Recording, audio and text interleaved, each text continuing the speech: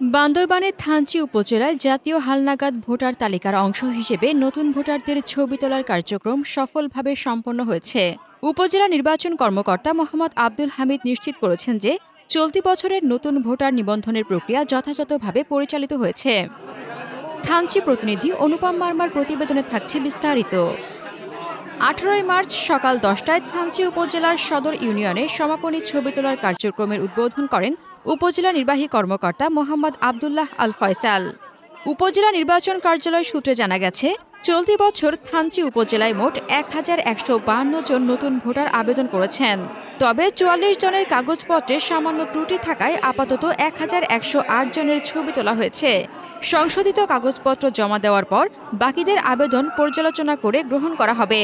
থানচি উপজেলার রেমাক্রি ইউনিয়নের 330 জন, তিন্দু ইউনিয়নে 214 জন, থানচি সদর ইউনিয়নে 315 জন এবং বলিপাড়া ইউনিয়নে 249 জন নতুন ভোটার তালিকাভুক্ত হয়েছেন।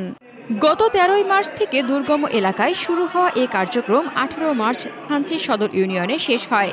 নতুন ভোটারদের বেশিরভাগই তরুণ তরুণী, স্কুল, কলেজ ও বিশ্ববিদ্যালয়ের শিক্ষার্থী। তারা স্বতঃস্ফূর্তভাবে ইউনিয়ন পরিষদে এসে ছবি তুলছেন, যা পুরো কার্যক্রমকে উৎসবমুখর করে তুলেছে।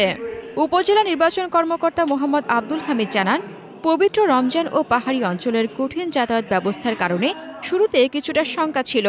তবে নতুন ভোটারদের ব্যাপক উৎসাহ, জনপ্রতিনিধিদের সহযোগিতা ও নির্বাচন কার্যালয়ের কর্মকর্তাদের প্রচেষ্টায় কার্যক্রম সফলভাবে সম্পন্ন হয়েছে। এই হালনাগাদ কার্যক্রম তরুণদের গণতন্ত্র ও নাগরিক অধিকার সম্পর্কে সচেতন করেছে।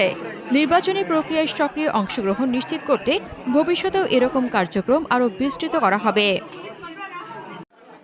হাসনাতুজ্জাহান হিমু, দৈনিক খোলা চোখ।